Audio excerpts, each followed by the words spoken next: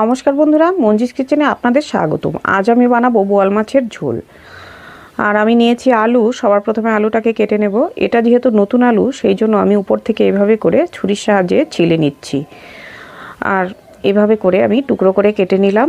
এখন আমি গ্যাসটা জ্বালিয়ে নিচ্ছি। আর মাছগুলোকে আমি আগে থেকে ধুয়ে রেখেছিলাম, তারপর নুন দিয়ে রেখেছিলাম। নুন দেওয়ার ফলে কিন্তু সে মাছের মধ্যে একটা বেজল ভাব থাকে, সেটা কিন্তু আবারও ধুয়ে নিতে হবে। তো আমি আবারও ধুয়ে নিলাম।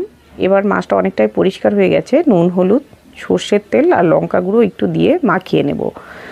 এবার ভালোভাবে মাখিয়ে নিয়ে একটা কড়া বসিয়ে দিয়েছি। কড়া গরম হয়ে গেলে কিছুটা পরিমাণ শুকনো লঙ্কা নিয়ে নিলাম। এদিকে একটা তেজপাতা দুভাগ করে নিয়ে নিলাম। 1 চামচ ধনে, 1 চামচ জিরে আমি একটু শুকনো খোলায় ভেজে নেব।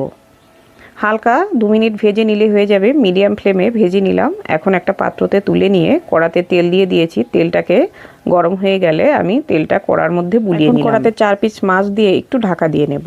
এটা যেহেতু বোয়াল মাছ, সেই জন্য অবশ্যই ঢাকা দিয়ে ভেজে নেবেন, না হলে কিন্তু ছিটে ছিটে আসবে।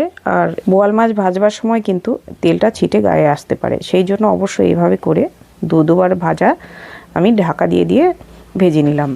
এবার আমি মশলাটাকে কিন্তু এক টুকরো আদা দিয়ে বেটে নিচ্ছি। আর এদিকে মাছগুলোও আমার ভাজা হয়ে গেল। এবার আমি তুলে নিচ্ছি। এবার কড়াতে তেল আর একটুখানি পরিমাণ দিয়ে নিলাম। এবার তেজপাতা, শুকনো লঙ্কা, জিরে ফোড়ন দিয়ে নিলাম। কেটে রাখা আলুগুলো ধুয়ে নিয়েছিলাম, সেটা দিয়ে নুন, হলুদ পর্যাপ্ত পরিমাণ দিয়ে নাড়াচাড়া করে ভাজা ভাজা করে নেব। এদিকে কিন্তু আমি একটা টমেটো নিয়েছি, আর টমেটোটা আমি একটু টুকরো করে কেটে নেব।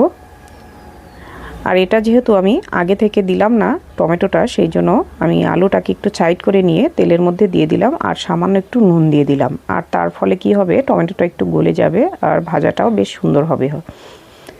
আর এদিকে আমি মশলাটাতে 1 চামচ পরিমাণ হলুদ নিয়ে নিলাম। এবার আলু আর টমেটোটা বেশ খানিকটা একটু নরম হয়ে গেছে। এখন আমি মশলাটা দিয়ে একটু জল দিয়ে কষিয়ে নেব। এবার ঢাকা দেওয়ার ফলে দেখো মশলাটা বেশ সুন্দর তেল ছেড়ে দিয়েছে। এবারে আর একটু নুন দিয়ে দিলাম। তো নুনের পরিমাণটা আমি কিন্তু আগে থেকে কম করে রেখেছিলাম, সেই জন্য 1 চামচ নুন দিয়ে আর একটু কষিয়ে নিয়ে তারপর ঝোল দিয়ে দিলাম। এবারে মাছটা দিয়ে 2-4টে কাঁচা লঙ্কা দিয়ে উপরে একটু ঢাকা দিয়ে রেখেছিলাম। এখন দেখো একটু দমে রেখে দিয়েছিলাম। এখন উপরে ধনেপাতা দিয়ে নামিয়ে নেব। তো বন্ধুরা, এভাবে বোয়াল মাছের রেসিপি বানিয়ে নিন আর গরম ভাতের সাথে পরিবেশন করুন। আশা করি এই রেসিপিটি আপনাদের বেশ ভালো লেগেছে। ভালো লাগলে একটি অবশ্যই লাইক করে দিবেন। ধন্যবাদ।